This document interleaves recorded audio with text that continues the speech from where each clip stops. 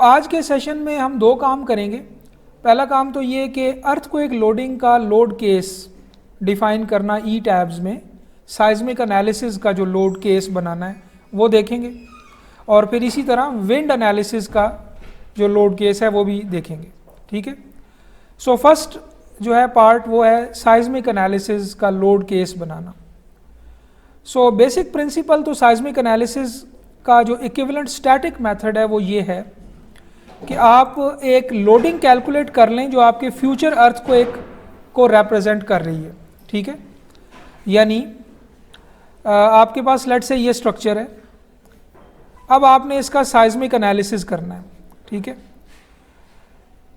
एक तो ये है कि मैं इसका डिटेल्ड डायनामिक एनालिसिस करूं, और वो ये है कि मैं पास्ट रिकॉर्डेड अर्थक्वेक लूं, उनको मॉडिफाई करूं, यानी अर्थक्वेक लेने से मुराद ये है कि उनकी एक्चुअल ग्राउंड एक्सेलरेशन की हिस्ट्री, ग्राउंड एक्सेलरेशन को अगर मैं UG डबल डॉट कह देता हूं वर्सेस टाइम। ये लेट से कि एक रिकॉर्डेड अर्थक्वेक है जो किसी साइट पर रिकॉर्ड हुआ है एक अर्थक्वेक से।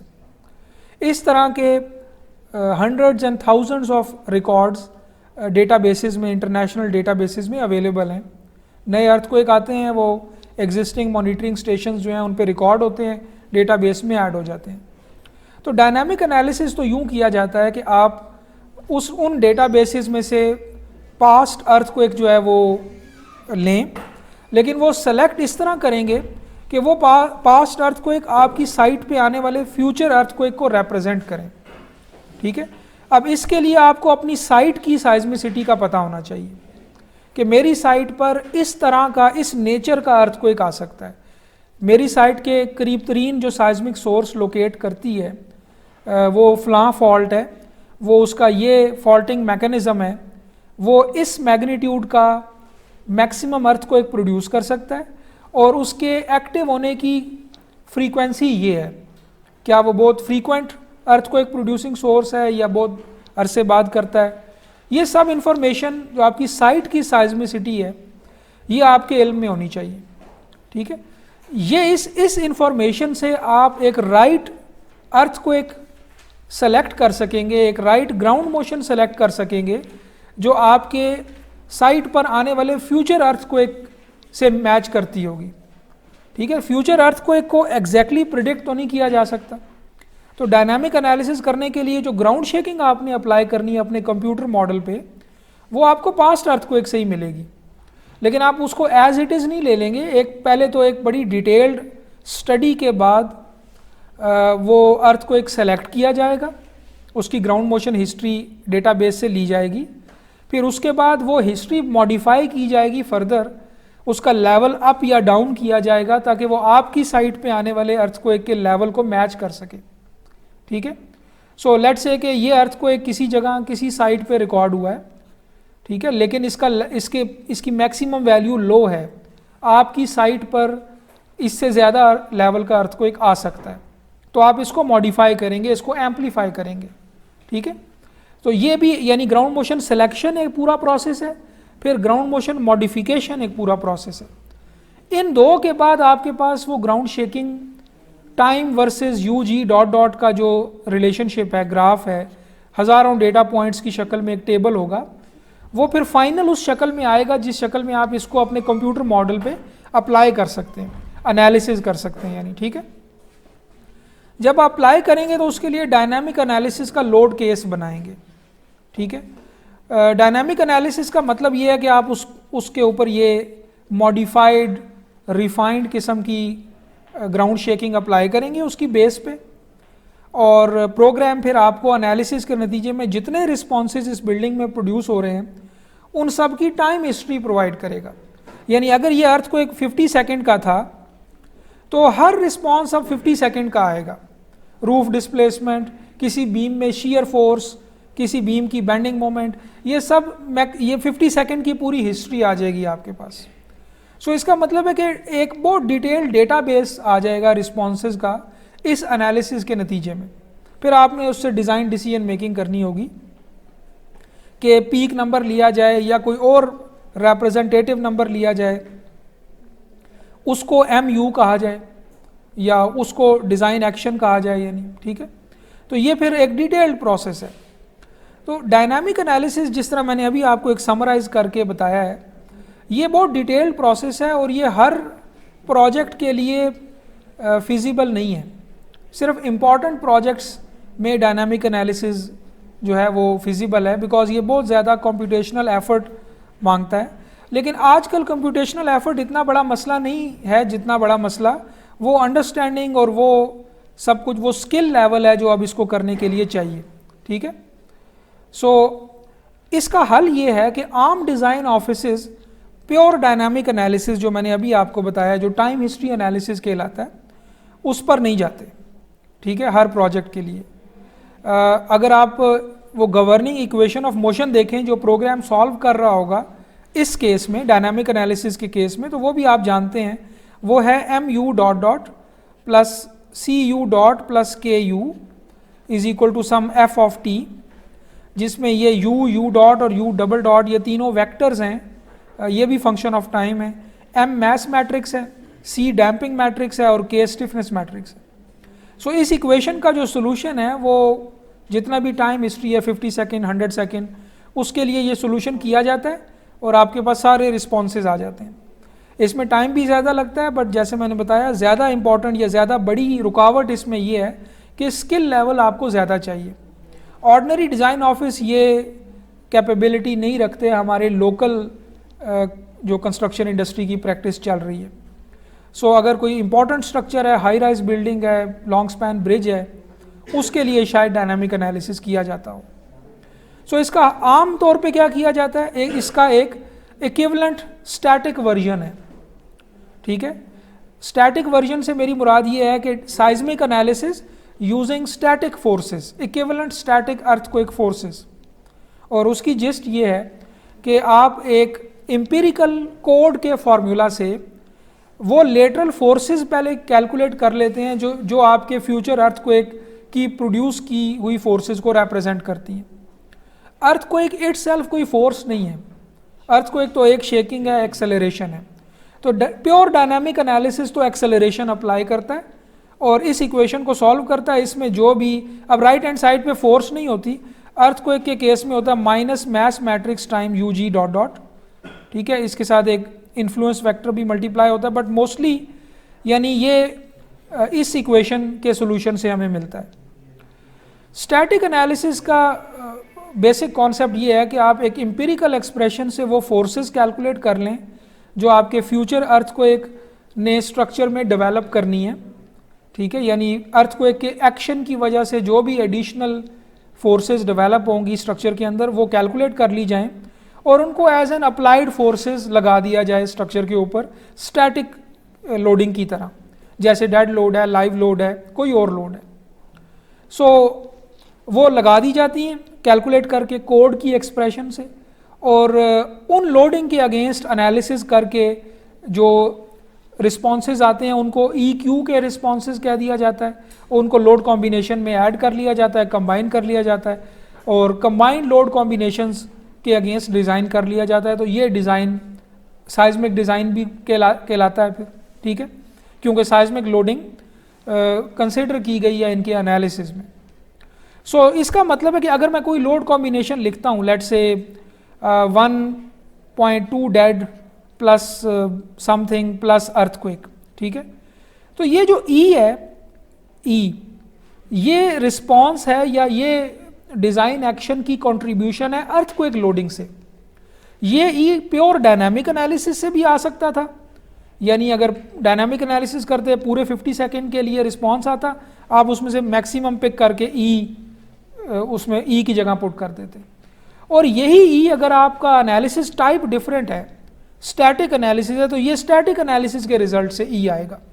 ठीक है, अब स्टैटिक एनालिसिस जो है जिसको ELF बोलते हैं, जो हमारा आज का टॉपिक है, equivalent lateral force procedure, ELF procedure, नाम से ही जाहिर है कि ये एक इक्विवेलेंट फोर्सेस आपको कैलकुलेट करके दे देगा जो आप अर्थक्वेक की जगह पे अप्लाई कर सकते हैं।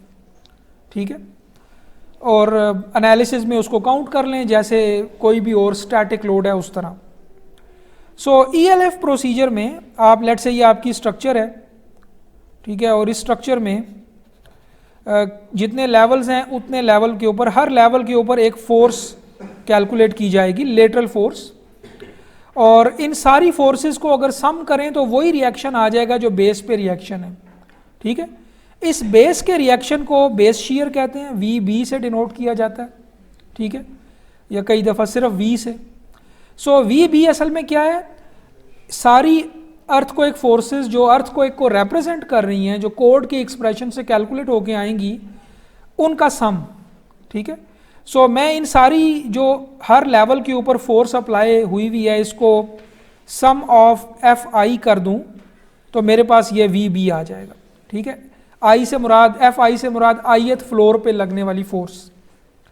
तो कोड क्या करता है कि कोड आपको इस वी बी के कैलकुलेट करने की एक्सप्रेशन दे देता है। ठीक है, वो कहता है कि we be will be some factor C S times seismic weight यानी डब्ल्यू। ठीक है, अब साइज्मिक वेट की भी अलग से डेफिनेशन है, इसमें मुराद सिर्फ मैस को वेट में कन्वर्ट करना नहीं है, बल्कि ये इसकी एग्जैक्ट डेफिनेशन है कि total dead load plus live load का भी कुछ परसेंट यानी 0.25 ऑफ लाइव लोड। ठीक है, सो यानी इसका मतलब है कि लाइव लोड का 25%, डेड लोड में ऐड करें तो ये एक तरह का साइज्मिक वेट है बिल्डिंग का। ठीक है, ये लाइव लोड इसलिए ऐड किया गया है कि जब अर्थक्वेक का सिनारियो आएगा तो जाहिर है कि लाइव लोड का भी कुछ हिस्सा स्ट्रक्चर पे लगा होगा। ठीक है, सो वो 25% लेके कैपिटल डब्ल्यू डिफाइन कर दिया गया। इसके अलावा डिटेल गाइडलाइन है कि डब्ल्यू में क्या क्या चीज़ें आप शामिल करें क्या ना करें। जो भी परमानेंट फिक्सचर्स हैं वो बिल्डिंग का डेड लोड ही है। ठीक है, जो इक्विपमेंट उसमें पड़ा हुआ है वो भी डेड लोड है।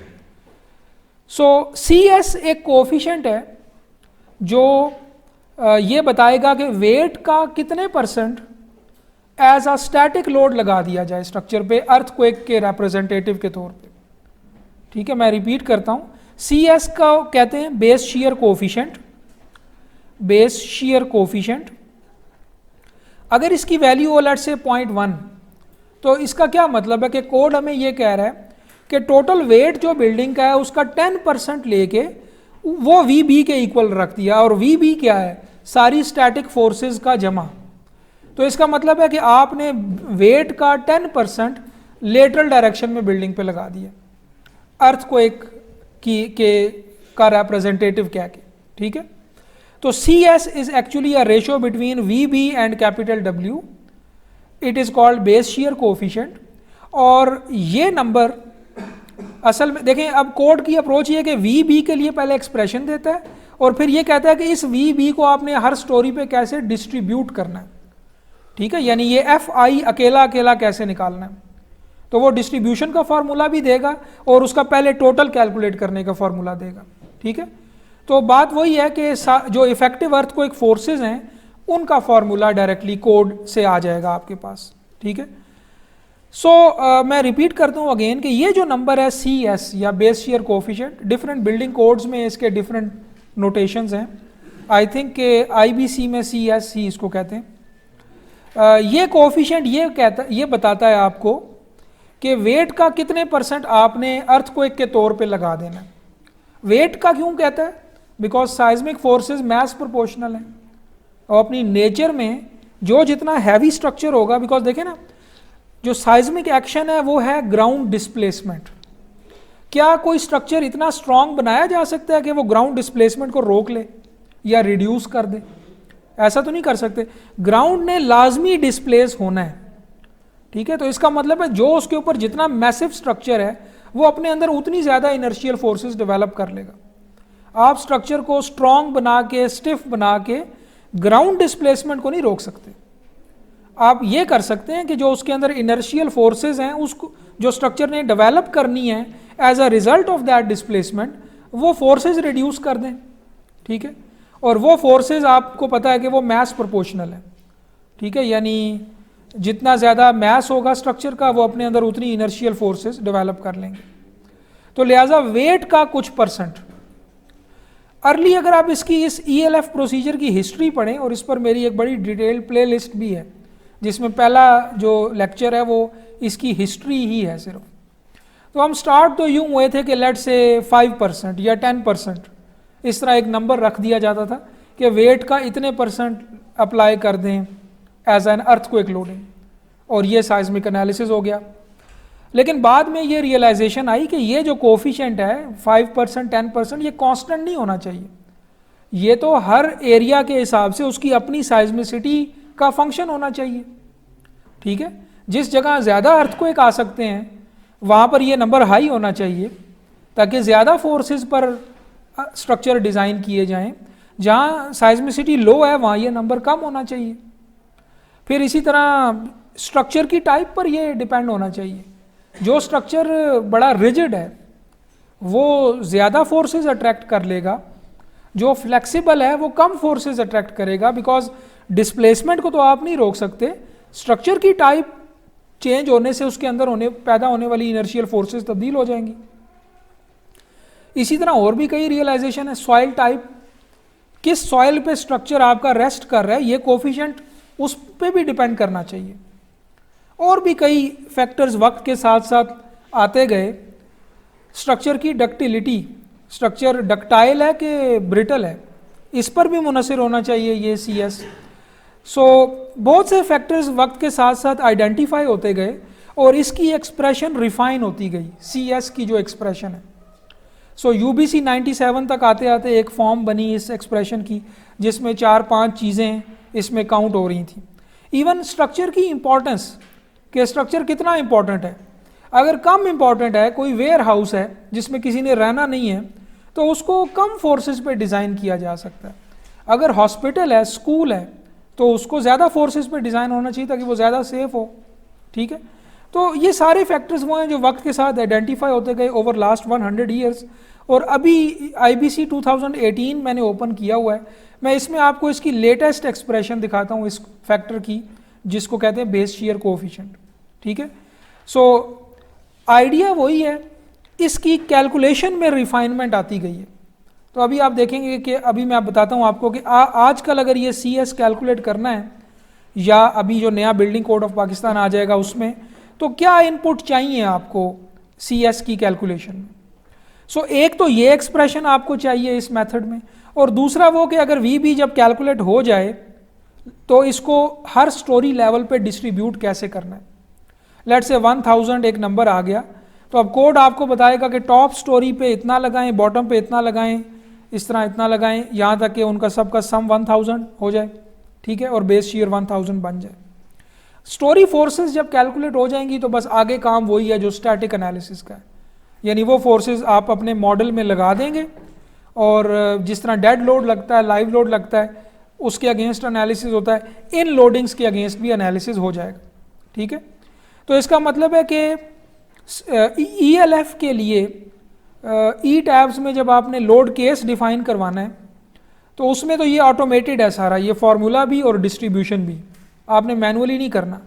जो मिनिमम इंफॉर्मेशन इस CS को कैलकुलेट करने के लिए चाहिए और डिस्ट्रीब्यूट करने के लिए चाहिए प्रोग्राम को, वो आपसे मांग लेगा।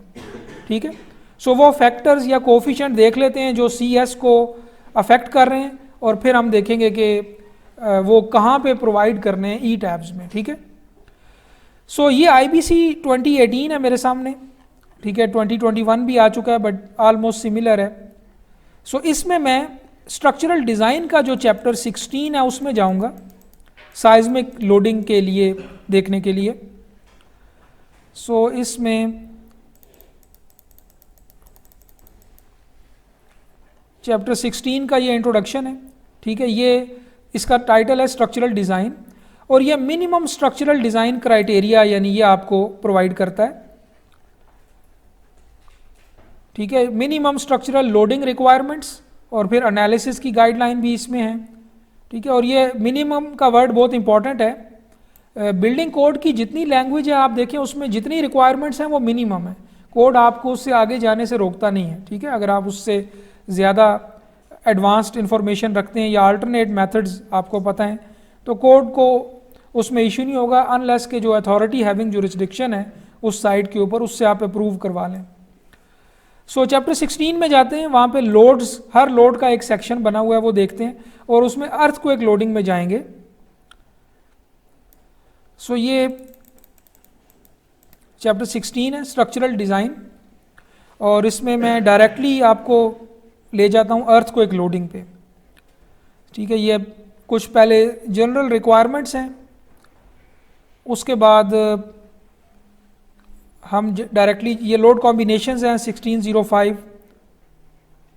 अब इसमें ये लिस्ट दी हुई है, लेकिन जैसे मैंने बताया कि आईबीसी जो है वो बार बार रेफ़र करता है ASC 7 को। ठीक है, ASC 7-16 जो है वो लेटेस्ट ASC 7 है इस वक्त। यहाँ पर भी ऐसा ही होगा, डेड लोड, लाइव लोड का एक सेक्शन है, फिर उसके बाद बाकी लोड्स को स्किप करेंगे।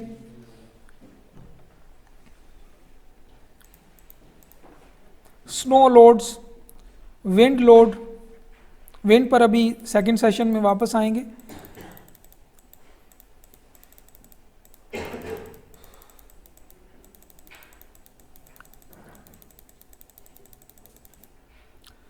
रेन लोड्स ये भी है, और उसके बाद फ्लड लोड्स हैं।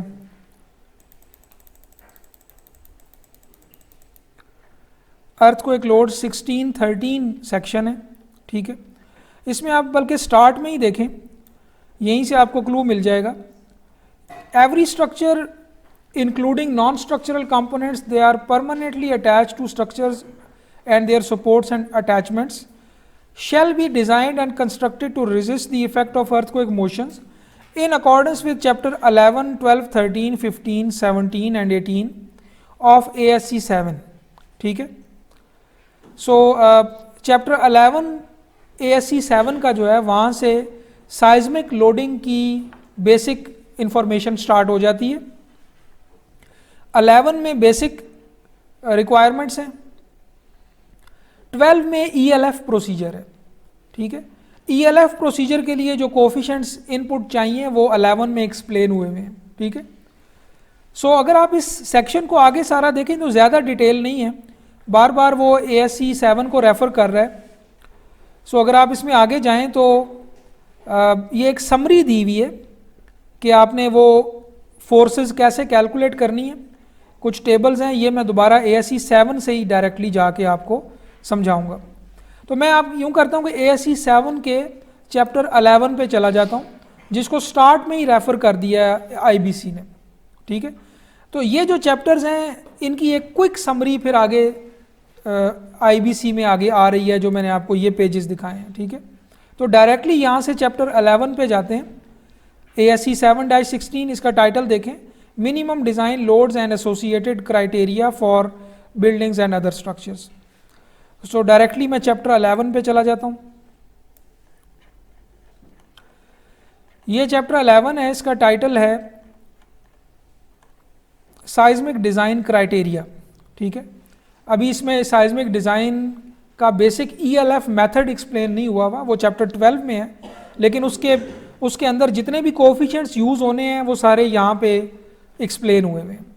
तो मैं डायरेक्टली, अब चूँकि इस पर ऑलरेडी बहुत डिटेल टॉपिक है, इस पर पूरी प्लेलिस्ट मैंने जैसे बताया बनाई हुई है, तो मैं एक समरी बस आम लैंग्वेज में बताता जाता हूँ डायरेक्टली, और एक एक कोफिशिएंट की डिटेल में फिर आप जाना चाहें तो बाद में जा सकते हैं। सो जो प्रोसेस है एक्चुअल साइज्मिक लोड्स की कैलकुलेशन का, वो स्टार्ट कहाँ से होता है?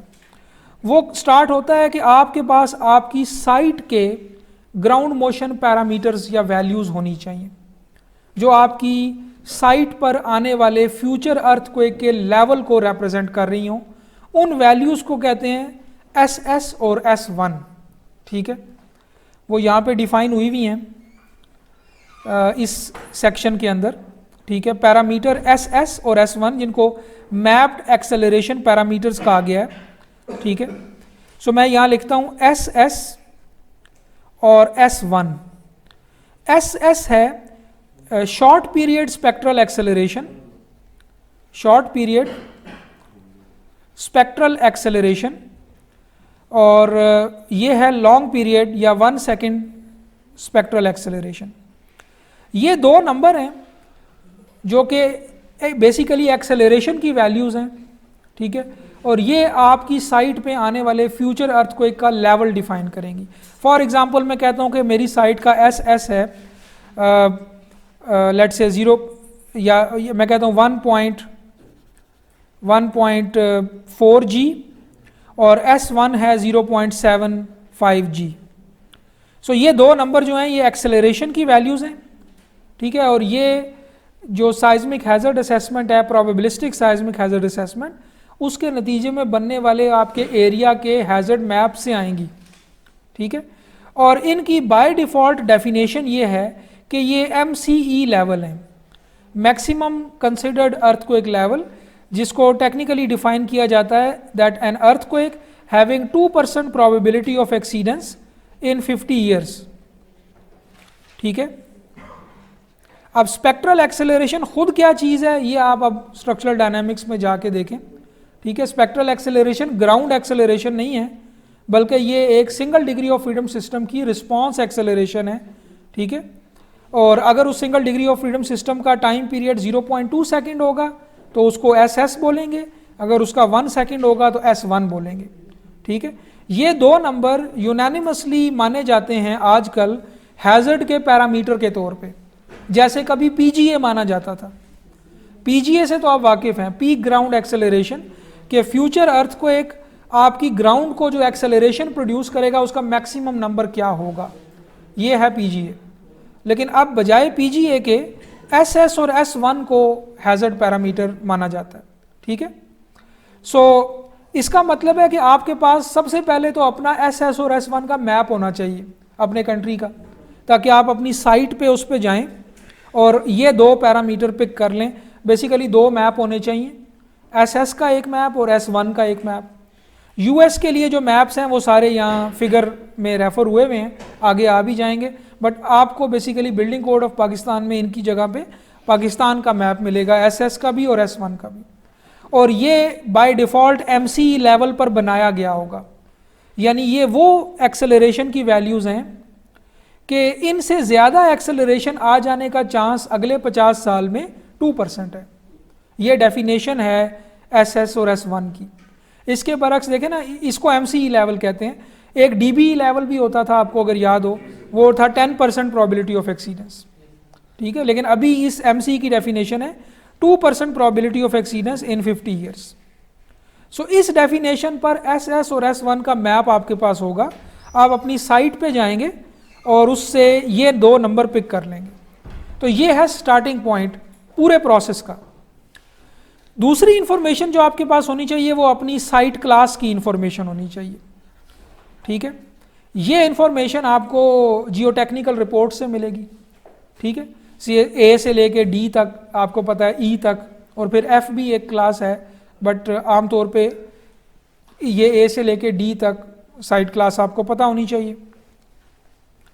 इस इंफॉर्मेशन के बाद अगला स्टेप ये है कि आप ये देखें, पहले लिखा हुआ था मैप्ड एक्सेलरेशन पैरामीटर्स, ये वाली बात, और फिर उसके बाद साइट क्लास। इन दो के बाद next step is this one कि आप अपनी SS और S1 वैल्यूज़ को लोकल सॉइल इफेक्ट्स की वजह से जो उनमें मॉडिफिकेशन आ रही है वो मॉडिफिकेशन अप्लाई करेंगे, ठीक है।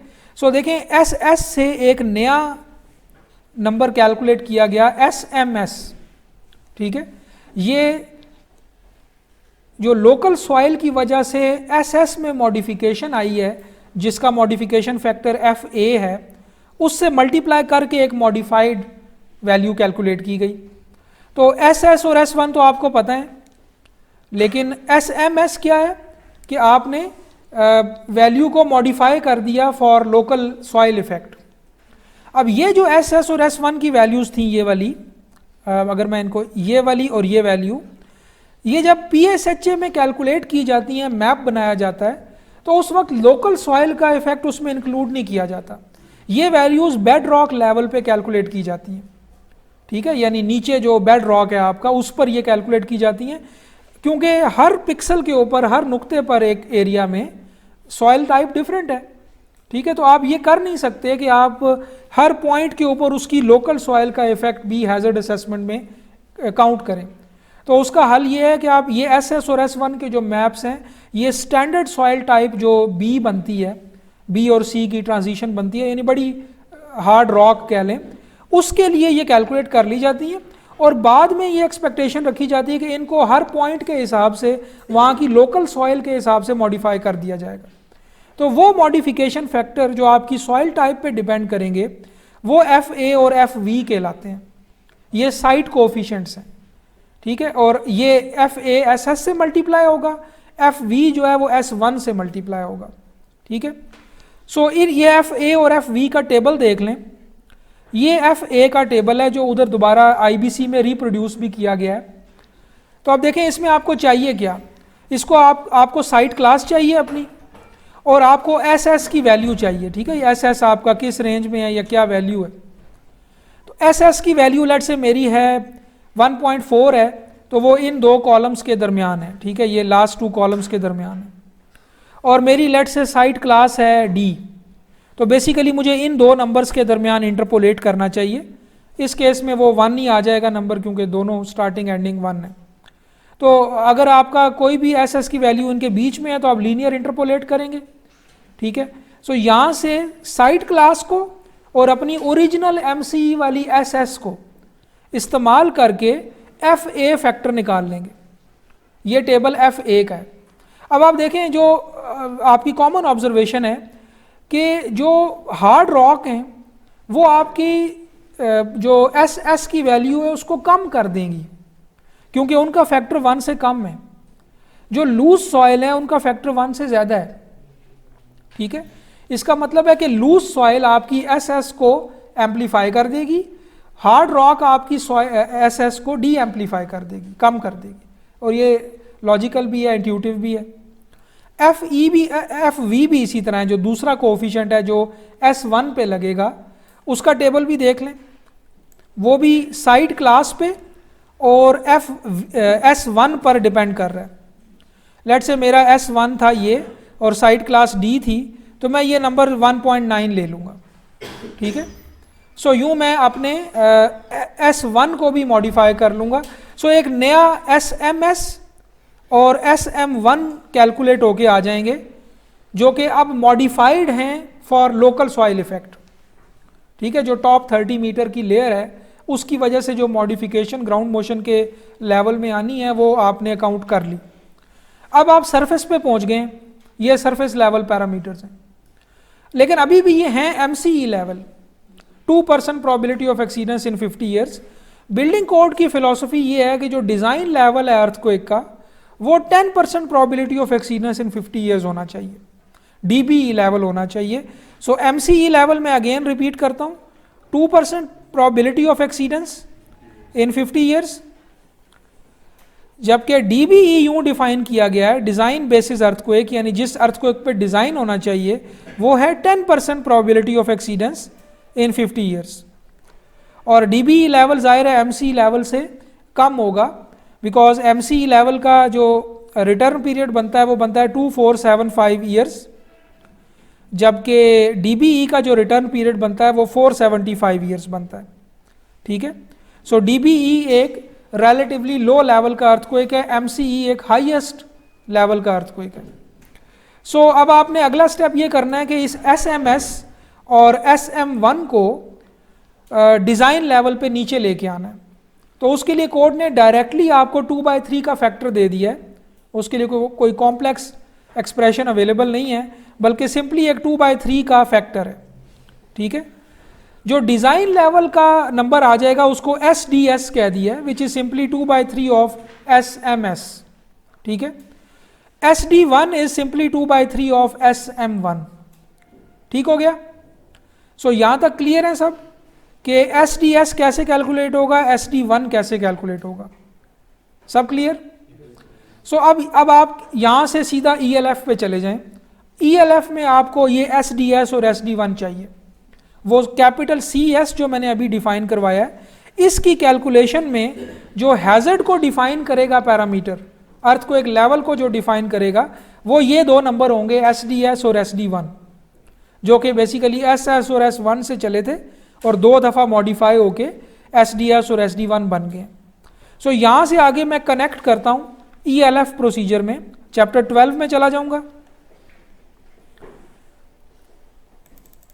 सो नेक्स्ट चैप्टर 12 है जिसका टाइटल है seismic design requirements for building structures, और इसमें भी मैं जो ELF प्रोसीजर है डायरेक्टली, बिकॉज ये तो जनरल चैप्टर है ना, ओवरऑल साइज्मिक डिज़ाइन को कवर कर रहा है, तो इसमें बड़ा कुछ है, बट मैं डायरेक्टली ELF प्रोसीजर के सेक्शन पे चला जाता हूँ।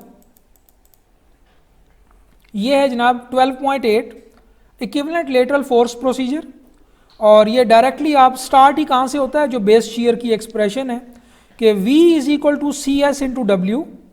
CS is the seismic response coefficient या बेस शीयर कोफिशिएंट, और W is the effective seismic weight. Weight के लिए कि क्या चीज़ें वेट में ऐड करें क्या ना करें, वो यहाँ पे सेक्शन में अवेलेबल हैं, और ये CS कैसे कैलकुलेट किया जाए वो ये नेक्स्ट सेक्शन है। CS की एक्सप्रेशन देख लें, जो अभी लेटेस्ट एक्सप्रेशन है वो ये है 12.8-2, it is SDS divided by R divided by IE। SDS से आप वाकिफ हैं, design level short period spectral acceleration, लेकिन डिज़ाइन लेवल और फिर उस साइट की मॉडिफिकेशन के बाद, ठीक है। R जो है वो एक रिस्पॉन्स मॉडिफिकेशन फैक्टर है जो दो चीज़ों को अकाउंट करता है, स्ट्रक्चर कितना डक्टाइल है और स्ट्रक्चर में कितनी ओवर स्ट्रेंथ अवेलेबल है। सो आपको एक टेबल मिलेगा, ये टेबल 12.2-1, जो बेसिकली हर स्ट्रक्चरल टाइप के लिए आपको R फैक्टर दे देगा। आप कहेंगे मेरा स्ट्रक्चर फ्रेम स्ट्रक्चर है, कंक्रीट का है, R मिल जाएगा, ठीक है। तो R मैं अगेन रिपीट करूंगा, response modification factor, euro code में इसको बिहेवियर फैक्टर कहते हैं और Q से रिप्रेजेंट करते हैं, लेकिन ये जो ACI और बाकी जितने अमेरिकन कोड्स हैं इनमें इसको R से रिप्रेजेंट करते हैं, इसको रिस्पॉन्स मॉडिफिकेशन फैक्टर कहते हैं। और ये दो चीज़ों पर डिपेंड करता है, स्ट्रक्चर कितना डक्टाइल है और स्ट्रक्चर में ओवर स्ट्रेंथ कितना अवेलेबल है, यानी जो अगर डिज़ाइन लेवल से ज़्यादा बड़ा अर्थक्वेक आ जाएगा तो स्ट्रक्चर कहाँ तक मैक्सिमम ओवर स्ट्रेंथ शो कर सकता है।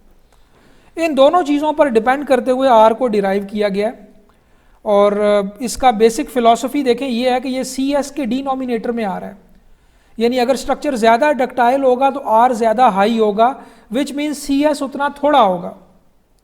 तो इस चीज़ को अभी से ही समझ लें, ये पहली दफ़ा शायद आप इंट्रोड्यूस हो रहे हैं, वैसे तो ये बहुत डिटेल्ड कॉन्सेप्ट है R का जो कॉन्सेप्ट है, बट देखें सिंपली मैथमेटिकली आपको ये नज़र आ रहा है, स्ट्रक्चर को डक्टाइल बनाएंगे, अच्छी कन्फाइनमेंट देंगे, अच्छी शीयर रीइंफोर्समेंट देंगे, तो आप बड़ा R इस्तेमाल कर सकते हैं। कोड अपने टेबल में आपको ज़्यादा R अलाउ कर देगा, टेबल 12.2-1 में, ठीक है। बड़ा R का मतलब क्या है, रिड्यूस्ड डिज़ाइन अर्थक्वेक फोर्सेस, यानी डक्टिलिटी पे जोर दिया तो कम फोर्सेस पे डिज़ाइन करना अलाउ है, डक्टिलिटी को पे जोर नहीं दिया, ब्रिटल स्ट्रक्चर बना रहे हैं तो ज़्यादा फोर्सेस पे डिज़ाइन करें। UBC में इसी का नाम ओवर स्ट्रेंथ फैक्टर था, R का ही नाम, लेकिन अभी IBC में इसको रिस्पॉन्स मॉडिफिकेशन फैक्टर कहते हैं, और स्ट्रक्चरल ओवर स्ट्रेंथ फैक्टर के नाम से एक और फैक्टर डाला गया, ओमेगा फैक्टर, ठीक है, वो उसकी फिलॉसफी डिफरेंट है, ठीक है। सो इससे कंफ्यूज नहीं होना आपने, UBC में भी R अवेलेबल है, RE के नोटेशन से अवेलेबल है, लेकिन उसका नाम ओवर स्ट्रेंथ फैक्टर है, लेकिन अभी उसका नाम रिस्पॉन्स मॉडिफिकेशन फैक्टर हो चुका है। अभी जिस चीज़ को ओवर स्ट्रेंथ फैक्टर कहते हैं वो अलग चीज़ है, उसको कैपिटल ओमेगा से शो किया जाता है, और वो बिल्कुल डिफरेंट चीज़ है इस R से।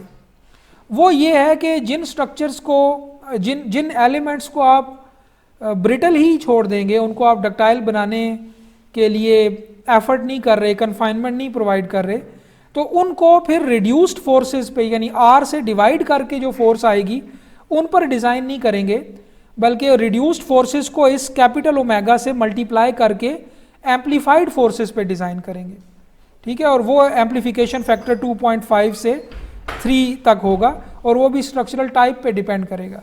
तो जो टेबल आपको R देता है वही अब कैपिटल ओमेगा भी देता है अगले कॉलम में, ठीक है, लेकिन वो बिल्कुल अलग चीज़ है। सो अभी हम बात कर रहे थे कि CS कैसे कैलकुलेट होगा, SDS आपको पता चल गया, R पता चल गया कि किस टेबल से आएगा और इसकी बेसिक फिलॉसफी क्या है। I जो है वो इंपॉर्टेंस फैक्टर है, और ये अगर बढ़ाएंगे तो CS बढ़ेगा, ठीक है, ये डायरेक्ट रिलेशन है इसका।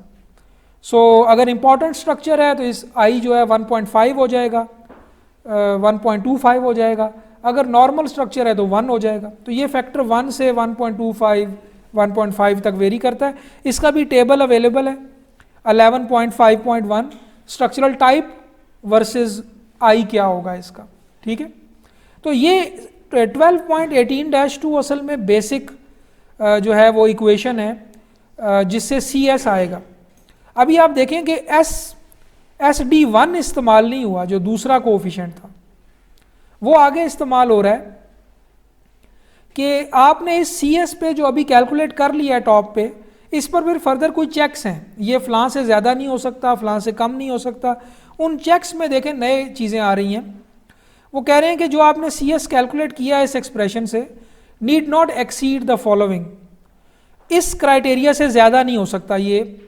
और इस क्राइटेरिया में फिर दो आगे से फर्दर क्लासेस बन गई। अगर आपके स्ट्रक्चर का टाइम पीरियड जो कि अभी आगे कैलकुलेट करेंगे, अभी आपको नहीं पता कि ये कैसे कैलकुलेट होता है, अगर ये TL से कम हो, TL एक लॉन्ग पीरियड ट्रांजिशन पीरियड कहलाता है, लॉन्ग पीरियड ट्रांजिशन पीरियड, ठीक है। ये एक बिल्कुल लास्ट पॉइंट होता है जहाँ से आपका स्पेक्ट्रम असल में जो है वो बिल्कुल ही जो है वो अपनी कर्वेचर चेंज कर लेता है बेसिकली। सो ये नंबर होता है 8 सेकेंड या 7 to 8 सेकेंड इस तरह। ये TL आपके पास भी एक मैप से आएगा या इसकी गाइडलाइन अवेलेबल होगी कि ये कितना होगा। अगर आपके स्ट्रक्चर का टाइम पीरियड इस नंबर से कम है तो आपने CS की जो अपर लिमिट है वो इस नई एक्सप्रेशन से कैलकुलेट करनी है। इसमें देखिए अब SD1 आ रहा है, लेकिन इसमें साथ एक T भी आ रहा है, वही T जो ये वाला T है, ये कहलाता है approximate time period of the structure. और इसको कैलकुलेट करने के लिए फिर आगे एक एम्पिरिकल एक्सप्रेशन कोड में दी हुई है जो बिल्डिंग हाइट पे डिपेंड करेगी। और अगर TL से ज़्यादा है तो उसमें देखें वो TL खुद भी यहाँ पे आ गया और एक्सप्रेशन थोड़ी चेंज हो गई है, कोई नया फैक्टर नहीं आया। तो इसका मतलब है जो आपने 12.8-2 से CS कैलकुलेट किया उस पर ये लिमिट चेक करें, ठीक है, अपर लिमिट। और फिर एक लोअर लिमिट भी है कि it can not be less than this thing, lower limit भी चेक करें। अगर आपका कैलकुलेटेड वैल्यू लोअर से कम है तो कम से कम इतना CS आपने लाजमी रखना है। और फिर उसमें भी एक बिल्कुल ही लोअर है 0.01, यानी 1% ऑफ द वेट, यानी किसी भी सूरत आपने 0.01 से कम नहीं रखना CS को, ठीक है। आप यानी 1% ऑफ द वेट, तो हर सूरत जिधर अर्थक्वेक आ सकता है वहाँ पे आपने ये अप्लाई करना है साइज्मिक फोर्सेस। अच्छा, फिर कुछ एडिशनल इसके ऊपर चेक्स हैं कि अगर आपका S1 जो है वो 0.6 से ज़्यादा या इक्वल हो तो फिर CS shall not be less than this. तो इस कंडीशन को भी चेक कर लेना है आपने कि S1 की वैल्यू अगर 0.6 G से ज़्यादा है तो फिर ये भी एक लोअर लिमिट है CS की, इसको भी चेक करना है। इसमें S1 आ रहा है, R आ रहा है, I आ रहा है, ठीक है। अब आप जिस चीज़ से वाकिफ़ नहीं है वो क्या है, T, कैपिटल T और कैपिटल TL, ठीक है। और R और I आपको पता है कि एक टेबल से आएंगे, 12.2-1 से आएंगे, ठीक है। ये फैक्टर्स हैं, डायरेक्ट नंबर आ जाएगा आपकी स्ट्रक्चरल टाइप के हिसाब से। तो इन सारे 2-3 चीज़ों को बारी बारी देख लेते हैं। सबसे पहले कैपिटल T को देखते हैं, अप्रॉक्सीमेट टाइम पीरियड इसको कहते हैं, फंडामेंटल पीरियड। इसके लिए जो पहली गाइडलाइन है वो ये है कि ये T इक्वल होगा एक coefficient CT times HN raise to power X, where HN is I think is the total height of the building, structural height, ठीक है। X जो है ये और CT ये कोफिशिएंट्स हैं, ठीक है। और कोफिशिएंट फॉर अपर लिमिट, इसके लिए टेबल अवेलेबल है आगे, ठीक है। CT और X ये देखें कि अगर आपका मोमेंट रेजिस्टिंग फ्रेम है और कंक्रीट मोमेंट रेजिस्टिंग फ्रेम है तो ये आपका CT बन जाएगा, ये आपका X बन जाएगा, ठीक है। जो ब्रैकेट में वैल्यूज़ हैं ये मीट्रिक इक्विवेलेंट हैं और जो डायरेक्ट वैल्यूज़ हैं ये US कस्टमरी होंगी, ठीक है। सो इस टेबल से आपके पास CT और X कोफिशिएंट आ जाएगा। और तीसरी चीज़ आपको बिल्डिंग हाइट चाहिए HN, ये पुट करेंगे तो आपके पास अप्रॉक्सीमेट टाइम पीरियड आ जाएगा। बड़ा सिंपल सा एक्सप्रेशन है। सो आपकी बिल्डिंग है लेट्स से 30 मीटर्स, वहाँ से आप ये करके और बिल्डिंग टाइप से आप अपने कोफिशिएंट निकालें और आपके पास TA आ जाएगा। सो T क्लियर हो गया। फिर एक तो ये एक्सप्रेशन थी जो हर जगह पर एप्लीकेबल है, बट फिर उसके बाद कुछ अप्रॉक्सीमेट एक्सप्रेशन भी अवेलेबल है, ये भी अगर आप चाहें तो लगा सकते हैं, अगर आप इसकी कंडीशन पूरी कर लें कि अगर 12 स्टोरी से कम बिल्डिंग है, सिंपल बिल्डिंग है, तो simple number of stories divided by 10 या 0.1 टाइम्स n। अगर आपकी बिल्डिंग में कंक्रीट या मेसनरी की वॉल्स हैं और उन वॉल्स की प्रॉपर्टीज़ आपको पता हैं, तो आप ये ज़रा थोड़ा ज़्यादा डिटेल्ड एक्सप्रेशन लगा लें, लेकिन मोस्टली आम तौर पे ये वाली एक्सप्रेशन लगा ली जाती है हर केस में। सो टी यूँ कैलकुलेट करेंगे। इसके अलावा अब एक चीज़ मैं बता दूं कि आर और आई कहाँ से आएंगे, बाकी सब चीज़ें अब नोन हैं। आर और आई के लिए उस टेबल में चले जाते हैं 12.2-1 में, ठीक है। सो ये इसी 12 चैप्टर में ही एक टेबल है, बड़ा डिटेल टेबल है। इसको लेट से मैं अगर आपको रोटेट करके दिखाऊं, सो ये देखें कि इसमें design coefficients and factors for seismic force resisting systems, इस तरफ आपके पास ये सारी स्ट्रक्चरल टाइप्स हैं, हर मुमकिन स्ट्रक्चरल टाइप इस लिस्ट में है, ये 3-4 सफ़ों का टेबल होगा। और ये जो कॉलम है ये है रिस्पॉन्स मॉडिफिकेशन फैक्टर आर, और फ़िलहाल अभी इसी को देखें, बाकी चीज़ें फ़िलहाल नहीं देखते। सो इसमें देखें रिस्पॉन्स मॉडिफिकेशन फैक्टर में आप इस कॉलम में जाएं और आप लेट से के बिल्डिंग फ्रेम सिस्टम्स में नहीं बल्कि हाँ ये देखें कि मोमेंट रेजिस्टिंग फ्रेम्स में लेट से आपका कंक्रीट का ऑर्डिनरी मोमेंट रेजिस्टिंग फ्रेम है, ये वाली जो रो है, इसमें आप जाएं तो देखें कि 3 आपको वैल्यू दे रहा है। अगर आप इसमें स्पेशल मोमेंट रेजिस्टिंग फ्रेम कर लें तो आपको वही वैल्यू 8 हो गई, ठीक है। तो कल मैंने आपको बताया था ना कि ऑर्डिनरी का मतलब है आपने कोई साइज्मिक डिटेलिंग की रिक्वायरमेंट्स, कन्फाइनमेंट की रिक्वायरमेंट्स पूरी नहीं की हुई। स्पेशल में आपने ख़ास तौर पे जोर रखा है कि आपका फ्रेम डक्टाइल हो, फेल हो तो डक्टाइल मोड में हो। तो जितना डक्टाइल बनाएंगे उसको स्पेशल अगर बना देंगे तो आर आपको 8 सेलेक्ट करने की इजाज़त है। अगर आप डक्टाइल नहीं बनाएंगे तो आर 3 हो जाएगा, ठीक है। और आप खुद देख लें कि इसका इफेक्ट आपके सी एस पे क्या पड़ेगा कि 8 के केस में सी एस बहुत कम आएगा, 3 के केस में सी एस बहुत हाई आएगा, और आपकी बेस शेयर उसी रेशो से ज़्यादा हो जाएगी। तो डक्टाइल स्ट्रक्चर्स को कम फोर्सेस पे डिज़ाइन करने की इजाज़त है, ब्रिटल स्ट्रक्चर्स को ज़्यादा फोर्सेस पे डिज़ाइन करेंगे। सो अपने स्ट्रक्चरल सिस्टम के हिसाब से ये देखें, ये टेबल चलता जा रहा है अगले पेज पे भी, उस हिसाब से आप एक आर पिक कर लेंगे। आई के लिए चैप्टर 1 में जाएंगे इसी के, ठीक है। इंपॉर्टेंस फैक्टर जो है वो आई थिंक इसके चैप्टर 1 में हुआ हुआ है मेंशन। सो चैप्टर 1 में जो कि बेसिक चीज़ें हैं वहाँ पर ही हर स्ट्रक्चर को एक इंपॉर्टेंस फैक्टर जो है वो असाइन किया जा सकता है based on its occupancy category. So मैं आपको दिखाता हूँ, ये तो है रिस्क कैटेगरी का टेबल, लेकिन इसमें इंपॉर्टेंस फैक्टर का जो टेबल है वो आई थिंक इससे आगे होगा। बिल्कुल ये है 1.5-2 इंपॉर्टेंस फैक्टर्स, और ये इंपॉर्टेंस फैक्टर्स फिर फर्दर आप इस केस में बेसिकली साइज्मिक का इंपॉर्टेंस फैक्टर देखेंगे, आई फैक्टर, और ये फिर रिस्क कैटेगरी पे डिपेंड कर रहा है। जो पिछला टेबल है आपका, यानी आप अपने स्ट्रक्चर को पहले एक रिस्क कैटेगरी उसके लिए डिफाइन करेंगे, उस कैटेगरी के मुताबिक आपका इंपॉर्टेंस फैक्टर होगा। तो रिस्क कैटेगरी 1 से लेकर 4 तक है, ठीक है। और जाहिर है कि इसके नाम से ही जाहिर है जो बड़े सेंसिटिव स्ट्रक्चर होंगे उनकी रिस्क कैटेगरी हाई होगी, बहुत ऑर्डिनरी किस्म के स्ट्रक्चर होंगे उनकी रिस्क कैटेगरी 1 होगी, ठीक है। सो ये पिछले टेबल में चले जाते हैं तो आप ये देखें कि एक डिटेल्ड डिस्क्रिप्शंस अवेलेबल हैं कि किस किस्म की आपकी बिल्डिंग है तो उसको 1 देना है, किस तरह की है उसको 2 देना है, किसको 3 देना है। 1 को देखें तो उसमें क्या है कि अगर ये फेल होती है बिल्डिंग तो ह्यूमन लाइफ को बहुत लो रिस्क हो, जैसे वेयर हाउसेज हैं, ठीक है। 4 पे चले जाएं तो उसमें बहुत एक्सट्रीम किस्म की एसेंशियल फैसिलिटीज़ आ जाती हैं, एसेंशियल जैसे लाइफ लाइन्स होती हैं, किसी भी डिज़ास्टर में उनको फेल नहीं होना चाहिए, इनकी रिस्क कैटेगरी 4 होगी। और फिर बीच में 2 और 3 भी हैं।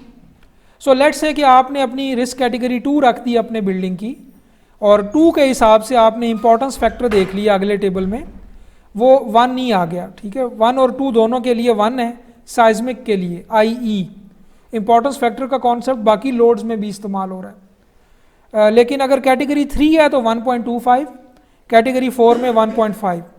अब चूंकि CS के अंदर ये बराह रास्त रिलेशनशिप है ना इसका I के साथ, तो अगर 1.5 हो जाता है आपका IE, तो 1 के मुकाबले में सीधा सीधा आपका बेस शेयर 1.5 टाइम्स बढ़ गया, 1.5 गुना हो गया। ठीक है, सो ये भी बड़ी केयरफुली आपने सेलेक्ट करना है। सो आई थिंक कि अब आप इस पोजीशन में हैं कि CS कैलकुलेट कर सकें अपनी बिल्डिंग के लिए। अप्रॉक्सीमेट टाइम पीरियड भी आपको पता चल गया। SDS और SD1 कहाँ से आएंगे, वो मैप से आएंगे, SS और S1 और फिर मॉडिफाई होंगे। इसके अलावा TL के लिए भी वो मैंने बताया ये 7 होगा या 8 होगा, इसके लिए भी गाइडलाइन अवेलेबल है, और बाकी चीज़ें भी आप सबको टेबल से मिल गई हैं। So now you can calculate CS, और उसके ऊपर अपर और लोअर के चेक्स भी लगा सकते हैं आप। ठीक है, CS आ गया तो W से मल्टीप्लाई होके V आ गया, V आ गया तो अब एक ही काम रह गया, इस V को स्टोरी पे ऊपर डिवाइड कैसे करना है। ये सीख लेंगे तो बस आपका ELF प्रोसीजर कंप्लीट हो जाएगा, एनालिसिस वाला पार्ट कंप्लीट हो जाएगा। सो मैं वहीं पे जाता हूँ जहाँ पे CS इंटू W की एक्सप्रेशन थी, चैप्टर 20 किस चैप्टर में थी, यहाँ पर चैप्टर 12 में थी। सो चैप्टर 12 में जो ये एक्सप्रेशन थी ये कंप्लीट हो गई हमारी, जो CS इंटू W है।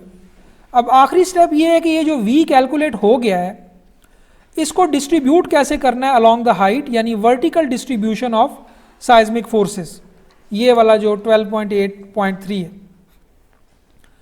उसके लिए देखें जो डिस्ट्रीब्यूशन फैक्टर आपको Fx पहले तो समझ लें क्या है, कि ये स्टोरी फोर्स है किसी एक X स्टोरी पे।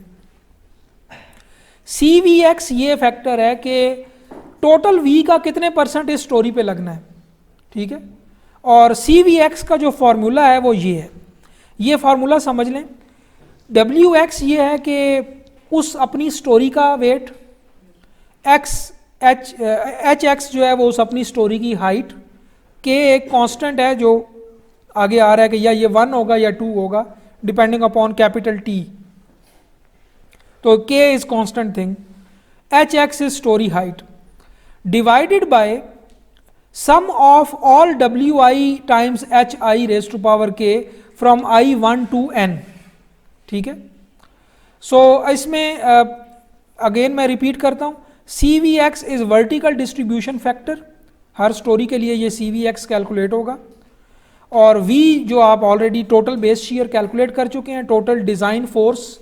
ठीक है, WI या WX जो है वो portion of the total effective seismic weight of the structure located और असाइन टू लेवल I और लेवल X। HI और HK is the height from base to level I और लेवल X। तो so HI या HX की definition ये नहीं है कि वो एक स्टोरी की हाइट, जिस स्टोरी के लिए कैलकुलेट कर रहे हैं बेस से लेके वहां तक हाइट। ठीक है, सो ये इसमें एक छोटा सा कैच है, आम तौर पे HX से या HI से ये ज़हन में आता है कि स्टोरी हाइट जिस स्टोरी के लिए आप कर रहे हैं उस अकेली स्टोरी की हाइट नहीं, उस स्टोरी से लेके बेस से लेके उस स्टोरी तक की हाइट। ठीक है, तो इस फॉर्मूला में ये एक लूप, एक कैच है, एक ट्रिक है जो अक्सर स्टूडेंट गलती करते हैं। ये अगर नहीं करेंगे तो बाकी ये बड़ा क्लियर है एक्सप्रेशन।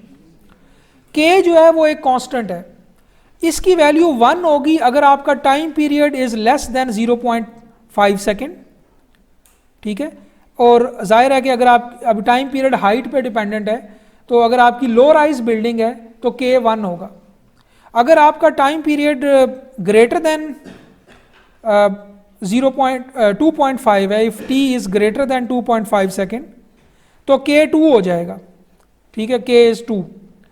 और अगर स्ट्रक्चर का टाइम पीरियड 0.5 से 2.5 के इस रेंज में वाक़या है तो फिर आप K को इंटरपोलेट करेंगे बिटवीन 1 एंड 2, तो K तो यहाँ से आ जाएगा। अच्छा, अब इसमें एक ऑब्जर्वेशन सिर्फ ये देखें कि लो राइज बिल्डिंग के लिए जब K 1 होगा तो असल में ये लीनियर डिस्ट्रीब्यूशन है, H की पावर 1 हो जाएगी, इधर नीचे भी H की पावर 1 हो जाएगी। तो ये देखें ना, एक तरह का एक फैक्टर कैलकुलेट हो रहा है कि उस अकेली स्टोरी का product divided by sum of all the stories, product of all the sum of the this whole product for all stories, ठीक है। तो बेसिकली ये लीनियर डिस्ट्रीब्यूशन है। इसको आप जब low rise building k is equal to 1 के लिए जब लगाएंगे तो एग्जैक्टली आप देखेंगे कि एक इन्वर्टेड ट्रायंगुलर डिस्ट्रीब्यूशन आ जाएगी कि नीचे अगर बेस शेयर कैलकुलेट आया 100 तो आप देखेंगे कि सबसे ज़्यादा नंबर ऊपर आएगा, लेट्स से मैं कहता हूँ 20, उसके बाद नीचे उसके लीनियरली कम होगा लाइक 18, ठीक है, लेट्स से 18, फिर इसी तरह कम होगा 14, फिर इसी तरह लीनियरली कम होता होता यूँ बिल्कुल ट्रायंगुलर डिस्ट्रीब्यूशन बन जाएगी, बिकॉज ये फार्मूला अपनी नेचर में लीनियर है, ठीक है। k इक्वल टू 1 की बात कर रहा हूँ। अच्छा, k इक्वल टू 2 यानी हाई राइज बिल्डिंग 2.5 सेकेंड से ज़्यादा टाइम पीरियड है जिसका, 25 स्टोरी से ज़्यादा, ठीक है, उसमें k इक्वल टू 2 है, विच मीन्स कि ये बिल्कुल क्वाड्रेटिक डिस्ट्रीब्यूशन हो जाएगी, h x का स्केयर हो जाएगा, यहाँ पर भी नीचे भी स्केयर हो जाएगा। तो उस सूरत में आप देखेंगे कि जो डिस्ट्रीब्यूशन बनेगी वो हाई राइज बिल्डिंग के केस में ऐसे बनेगी, कर्व सेकेंड डिग्री डिस्ट्रीब्यूशन बनेगी, इन्वर्टेड ट्रायंगल की तरह ही होगी, बट वो लीनियर नहीं होगी बल्कि सेकेंड डिग्री होगी। और इनके बीच में कोई यानी वो भी कर्व ही बनेगा h की पावर जब 1 और 2 के दरमियान होगा। तो इसका मतलब है देखें, इसके पीछे, इस डिस्ट्रीब्यूशन के पीछे एक फ़िलॉसफी है, ये ऐसे ही नहीं बस डिस्ट्रीब्यूट कर दिया गया, बल्कि ये बिल्डिंग के फंडामेंटल स्वे मोड को, जिस शेप में बिल्डिंग प्राइमरीली डिफ्लेक्ट करेगी उस शेप के मुताबिक फोर्सेस को डिस्ट्रीब्यूट किया गया है, ताकि ये फोर्सेस बिल्डिंग को उसी शेप में डिफ्लेक्ट करवाएं जिसमें ये नेचुरली डिफ्लेक्ट करेगी अर्थक्वेक के अंदर, तभी तो ये फोर्सेस अर्थक्वेक फोर्सेस को रिप्रेजेंट करेंगी, ठीक है। तो जो लो राइज बिल्डिंग्स होती हैं वो बड़ी यानी लीनियर, उनकी अगर मैं लो राइज बिल्डिंग की डिफॉर्म शेप बनाऊंगा तो वो इस तरह की बनेगी, बड़ी लीनियर किस्म की, ऐसे यूं ये डिफॉर्म हो जाएगी, ठीक है। जैसे एक शेयर बिल्डिंग होती है, जैसे फ्रेम शेयर बिल्डिंग होती है, वो बिल्कुल लीनियर डिफॉर्म हो जाती है। सो आपने फोर्सेस भी उसी तरह की लगा दी। तो जो फर्स्ट मोड होता है बिल्डिंग का, लो राइज बिल्डिंग का, वो इस तरह का होता है कि उसमें ऑलमोस्ट लीनियर ट्रेंड बनता है। लेकिन हाई राइज बिल्डिंग का जो फर्स्ट मोड होता है, high rise building flexural dominant हो जाएगी, वो फ्लेक्सिबल होगी, वो जब बेंड करेगी तो वो सेकेंड डिग्री कर्व की तरह बेंड करेगी, या यानी क्वाड्रेटिक, वो इस तरह बेंड करेगी। तो अगर मैं हाई राइज बिल्डिंग की डिफॉर्म शेप बनाऊंगा तो वो ऐसे बनेगी। तो फोर्सेस का भी पैटर्न या डिस्ट्रीब्यूशन उसके मुताबिक दिया गया जो कि अर्थक्वेक को रिप्रेजेंट कर रही है, ताकि वही वैसी डिफॉर्म हो जैसे नेचुरली बिल्डिंग डिफॉर्म हो रही है। ये जो डिफॉर्म शेप है ये बिल्डिंग के टाइम पीरियड पे डिपेंड करेगी, यानी स्टिफनेस पे। टाइम पीरियड किससे बनता है? मैस और स्टिफनेस से। तो तभी तो ये h की पावर t पर डिपेंड करवाई गई है, ठीक है, कि आपकी हाई राइज बिल्डिंग का t ज़्यादा होगा नेचुरली, बिकॉज उसकी स्टिफनेस कम होगी, वो फ्लेक्सिबल होगी नेचुरली, तो इसलिए टी पे डिपेंड करवा दिया गया के को। और लो राइज बिल्डिंग नेचुरली स्टिफ होगी, उसका टाइम पीरियड कम होगा और वो डिफॉर्म भी बिल्कुल शेयर बिल्डिंग की तरह होगी, शेयर मोड में होगी। तो इसको कहते हैं फ्लेक्सुरल मोड, ठीक है, इसको कहते हैं शेयर मोड। तो जैसे जैसे बिल्डिंग की हाइट बढ़ती है वो शेयर मोड से फ्लेक्सुरल मोड की तरफ जाती है। उस चीज़ को अकाउंट करने के लिए उन्होंने डिस्ट्रीब्यूशन फार्मूला भी ऐसा ही दे दिया। अब ये सारी आपको गेम समझ आ गई मैथमेटिकली एटलीस्ट, वैसे तो डिस्कशन ये बहुत लंबी है, बट अब एंड पर आ जाते हैं कि ये ई टैब्स में आपने कैसे इसको डिफाइन करना है, ये ELF का केस कैसे बनाना है, ठीक है। सो मैं उसी बिल्डिंग में जाऊंगा, ये वो बिल्डिंग है जो हमने देखी थी कल, इसी को आगे मैं जाऊंगा। आप जाएंगे डिफाइन में, डिफाइन में आप जाएंगे लोड केसेस में, सॉरी लोड पैटर्न्स में सबसे पहले, ठीक है, लोड पैटर्न्स में। इससे भी पहले एक और चीज़ भी मैं आपको दिखाना चाहता हूँ, और वो पहले भी दिखाई हुई है, वो है मैस सोर्स। यानी बिल्डिंग ने जो W कैलकुलेट करना है सॉफ्टवेयर ने, कैपिटल W, उसके लिए क्या क्या चीज़ें काउंट करे प्रोग्राम, क्योंकि W की डेफिनेशन सिर्फ डेड लोड नहीं है बल्कि 25% ऑफ द लाइव लोड भी है। तो ये बात पहले प्रोग्राम को बतानी पड़ेगी, वो यहाँ मैथ सोर्स में बताएंगे। मैथ सोर्स में जाएं तो एक मैथ सोर्स बना हुआ है पहले से, इसको मॉडिफाई कर लेते हैं। इसमें लिखा हुआ है, इसमें आप देखें कई चीज़ें चेक या अनचेक हो सकती हैं। एलिमेंट सेल्फ मैथ, चूँकि हमने सेल्फ वेट को ऑलरेडी डेड नाम के एक पैटर्न में ऐड किया हुआ है, अगर मैं इसमें कैंसिल करके पैटर्न में जाऊँ और वहाँ आपको दिखाता हूँ, कि डेड नाम का एक पैटर्न बना हुआ है जिसका सेल्फ वेट मल्टीप्लायर 1 है, विच मीन्स कि जो बिल्डिंग का सेल्फ वेट है, जो मटेरियल डेंसिटी वगैरह से कैलकुलेट होके आया है, वो इस डेड नाम के पैटर्न में पहले से डला हुआ है। ठीक है, तो इसको कैंसिल करते हैं। अब मैं मैथ सोर्स पे जाऊंगा, मॉडिफाई करेंगे इसको। तो एलिमेंट सेल्फ मैथ को चेक करने की जरूरत नहीं है अगर आपने लोड पैटर्न्स में डेड को ऐड करवाया हुआ है। ठीक है, एडिशनल मैथ्स आप किसी पॉइंट को, किसी एलिमेंट को एडिशनल मैथ्स भी दे सकते हैं, जैसे लोड लगा सकते हैं ना, आप मैथ्स भी लगा सकते हैं, लेकिन वो भी हमने इसमें किसी एलिमेंट को नहीं लगाया हुआ, तो लिहाजा वो भी अनचेक रखेंगे। स्पेसिफाइड लोड पैटर्न्स में जाएंगे, इसको मैं चेक करता हूं, तो ये ऑप्शन लाइव हो जाएगी। इसमें मैं अपनी मर्जी से लोड पैटर्न्स को ऐड कर सकता हूं जिनसे प्रोग्राम कैपिटल W कैलकुलेट करेगा। तो डेड तो ऐड हुआ है विद अ मल्टीप्लायर ऑफ 1, मैं इसमें लाइव को भी ऐड कर देता हूं विद अ मल्टीप्लायर ऑफ 0.25 और ऐड कर दिया। और अगर कोई सुपर इम्पोज डेड लोड का भी कोई पैटर्न बनाया था जो कि बिल्डिंग का परमानेंट हिस्सा है, वो भी यहाँ 1 के साथ मल्टीप्लायर होके लगाएंगे आप। ठीक है, सुपर इम्पोज डेड लोड का भी अगर कोई पैटर्न आपने बनाया होता। अच्छा, इसमें इंक्लूड लेटरल मैथ्स को चेक रखेंगे। आपने जो साइज्मिक एनालिसिस करना है वो लेटरल डायरेक्शन में करना है, वर्टिकल में नहीं करना, तो इसको बेशक अनचेक रख लें, इंक्लूड वर्टिकल मैथ्स को। Lump lateral mass at story levels, ठीक है, ये भी इसको चेक रखना है आपने, मोस्टली ये ऑप्शन आपका एनालिसिस टाइम रिड्यूस करेगी। और इस एडजस्ट डायाफ्राम लेटरल मैथ्स को भी फिलहाल इस वीडियो में कवर नहीं करते, ये भी साइज्मिक एनालिसिस ही से रिलेटेड एक ऑप्शन है, बट अभी इसको यूज़ नहीं करेंगे। इसको मैंने ओके कर दिया। अब प्रोग्राम को ये पता चल गया कि कैपिटल W कैसे कैलकुलेट करना है। अब आप चले जाएंगे डिफाइन में, लोड पैटर्न्स में, और यहाँ पर आप EQX के नाम से चलें, पहले से ही बना हुआ है, इसको लेट से मैं डिलीट कर देता हूँ, इसको भी डिलीट कर देता हूँ। और अब मैं एक नया लोड पैटर्न डिफाइन करता हूँ, EX या EQX उसको नाम दे देते हैं। इसकी टाइप में रख लेता हूँ साइज्मिक। जब साइज्मिक किया तो फ़ौरन ये ऑटो लेटरल लोड की ऑप्शन अवेलेबल हो गई। सेल्फ वेट इसका मल्टीप्लायर 0 ही होगा, जाहिर है, सेल्फ वेट एक ही केस में आएगा, वो डेड में आएगा। यहाँ पर मैं ASC 7-16 सेलेक्ट कर रहा हूँ, जो मैंने अभी आपको दिखाया है। और बाकी ये एक पूरी लिस्ट है बिल्डिंग कोड्स की, इसमें एक यूज़र कोफिशिएंट भी है। यूज़र कोफिशिएंट कर दूंगा, इसको मैं ऐड न्यू लोड पैटर्न करता हूँ। अब जब मैं इसे मॉडिफाई करूंगा तो ये मुझसे डायरेक्टली देखें क्या मांग रहा है, base shear coefficient CS, independent of the building code. वो कह रहा है कि आप CS मैनुअली कैलकुलेट करें और यहाँ नंबर दे दें, जैसे कि 0.1 डला हुआ है। ठीक है, सो ये वो ऑप्शन है जो अब नए वर्जन्स में जब UBC 97 निकाल दिया गया है तो यूज़ की जा सकती है कि आप डायरेक्टली CS कैलकुलेट करें, ये कैपिटल W से मल्टीप्लाई करके जो बेस शीयर आएगा उसको ये डिस्ट्रीब्यूट कर देगा अलॉन्ग द हाइट। लेकिन अभी हम पहले करते हैं ASC 7-16, इसको मॉडिफाई कर लेते हैं। और अब मैं मॉडिफाई लेटरल लोड पे क्लिक करूंगा तो ASC 7-16 का फॉर्म ओपन हो जाएगा। ठीक है, इस फॉर्म में वो सारी इंफॉर्मेशन देंगे अपनी बिल्डिंग के लिए जो CS कैलकुलेट होने के लिए चाहिए और उसके बाद डिस्ट्रीब्यूट होने के लिए चाहिए। अब आप अगर देखें तो आप इस पूरे फॉर्म से वाकिफ हैं ऑलरेडी। डायरेक्शन एंड इसेंट्रिसिटी, इसमें 6 ऑप्शंस अवेलेबल हैं। अगर आप इसमें लेट से मैं Y की तीनों ऑप्शंस को 0 कर देता हूं और फिर अभी इनको भी करता हूं। X डायरेक्शन का मतलब ये है कि आपकी ये जो फोर्सेस कैलकुलेट होंगी ये बिल्डिंग की X में अप्लाई होंगी। ठीक है, X के अलॉन्ग वो हाइट में अप्लाई होंगी। अगर मैं Y को भी चेक कर देता हूं तो ये X में भी अप्लाई होंगी और सेपरेटली Y में भी अप्लाई होंगी। ठीक है, अच्छा, अब एक चीज़ कहलाती है एक्सीडेंटल टॉर्शन।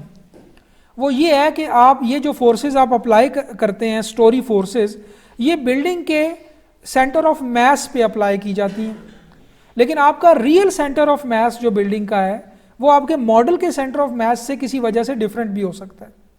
तो एक अनसर्टेनिटी है जिसको अकाउंट करने के लिए आप उस प्रोग्राम में ये फीचर है कि आप X डायरेक्शन पे भी लगाएं, लेकिन थोड़ा सा उससे राइट वर्ड और थोड़ा सा उससे लेफ्ट वर्ड भी लगाएं, और प्रोग्राम ये ऑटोमेटिकली कर सकता है और आपको मैक्सिमम वाला केस निकाल के दे देगा जिससे मैक्सिमम डिज़ाइन एक्शन प्रोड्यूस हो रहे होंगे। तो X प्लस एसेंट्रिसिटी और X माइनस एसेंट्रिसिटी ये है कि एक्स डायरेक्शन में फोर्सेस लग रही हैं, लेकिन थोड़ा सा उससे लेफ्ट और थोड़ा सा उससे राइट, लेकिन वो इसेंट्रिसिटी वो कितना थोड़ा सा, वो आप यहाँ पे नंबर दे रहे हैं 5%। ठीक है, यानी अब मैं यहाँ पे अगर आपको ड्रॉ करके दिखा देता हूँ कि ये इसेंट्रिसिटी का मतलब क्या है। ठीक है, बाय द वे ये वही बात नीचे कोड में भी आ रही है, बट लेट्स से कि ये आपकी बिल्डिंग का फुटप्रिंट है। ठीक है, और ये आपका एक फ्लोर है और यहाँ पर ये इसका सेंटर ऑफ मास है। ठीक है, अब एक्स डायरेक्शन का मतलब है कि ये फोर्स यहाँ लग जाएगी, एक्स प्लस इसेंट्रिसिटी, और फिर आपने इसेंट्रिसिटी की वैल्यू ई की वैल्यू 0.05 दी हुई है। तो इसका मतलब ये है कि ये जो भी परपेंडिकुलर डायरेक्शन थी, इसको मैं कह देता हूँ स्मॉल बी। ठीक है, और इस डायरेक्शन को मैं कह देता हूँ स्मॉल ए।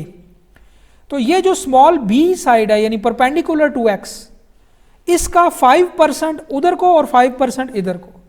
ठीक है, तो अब ये एक तरह का, जब आप इसको प्लस इसेंट्रिसिटी और माइनस इसेंट्रिसिटी कर देंगे तो एक दफ़ा एक्स डायरेक्शन में ये फोर्स लगेगी, प्लस इसेंट्रिसिटी में ये फोर्स लगेगी, माइनस में ये फोर्स लगेगी, और इनका जो आपस का डिफरेंस होगा वो होगा 0.05 टाइम्स ऑफ बी। ठीक है, यानी परपेंडिकुलर डायरेक्शन का, परपेंडिकुलर डायमेंशन का 5%, एक तरफ को और फिर दूसरी तरफ को। इसी तरह जब आप y में फोर्स लगाएंगे तो प्राइमरी फोर्स तो उसी सेंटर ऑफ मास पे ही लगेगी y डायरेक्शन में, लेकिन जब प्लस इसेंट्रिसिटी करेंगे और माइनस करेंगे तो थोड़ा सा इधर और थोड़ा सा उधर। ठीक है, तो ये नंबर यानी 0.05 ये आपने देना है। ये कोड आपसे, ये प्रोग्राम आपसे मांग रहा है, कोड की रिकमेंडेशन है कि ये 5% स्टार्ट में देंगे, अनलेस के फिर एक कंडीशन है कि बिल्डिंग अगर इरेगुलर है और वो एक ख़ास शर्त पूरी नहीं करती तो इस नंबर को आप बढ़ाएंगे बाद में। ठीक है, लेकिन स्टार्टिंग नंबर 0.05 होगा। तो अब आपको ये 6 के 6 केसेस समझ आ गए। अगर मैं 6 को चेक कर देता हूँ तो असल में ये मैं 6 दफ़ा लोड लगा रहा हूँ। ठीक है, 3 दफ़ा x में, 3 दफ़ा y में, और फिर जब एक दफ़ा x में 3 लगा रहा हूँ तो उन 3 में से भी एक बिल्कुल सेंटर ऑफ मास पे, एक 5% उधर और एक 5% इधर। ठीक है, इसी तरह y में भी है। लेकिन एक तो ऑप्शन है कि मैं जनरल लोड केस बनाता ना, मैं इसको EQX ना कहता, सिंपल E कह देता और उसमें ये सारे 6 के 6 ऑप्शन चेक कर लेता। दूसरी है कि आप इसमें y को रहने दें, y के 3 निकाल दें और उसका EQY अलग से बना लें, उसमें x को अनचेक कर दीजिएगा।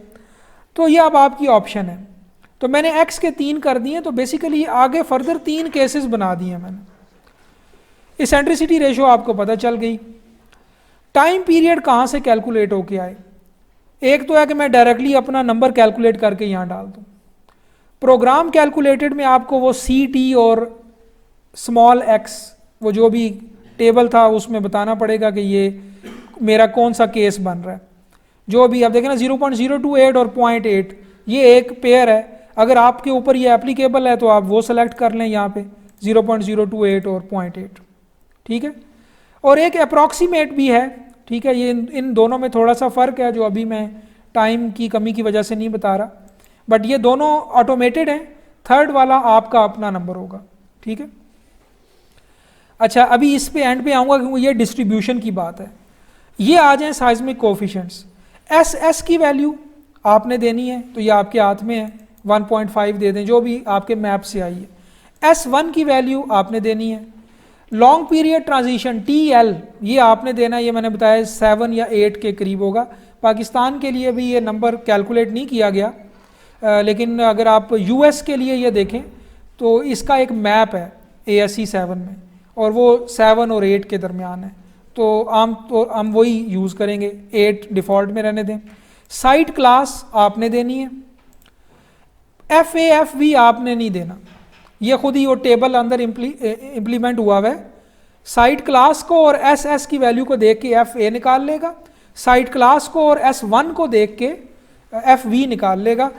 फिर आगे खुद ही ये 2/3 भी कर देगा, FA भी अप्लाई कर देगा, तो ये सारे खुद ही फिल हो जाएंगे। R आपने देना है टेबल 12.2-1 से।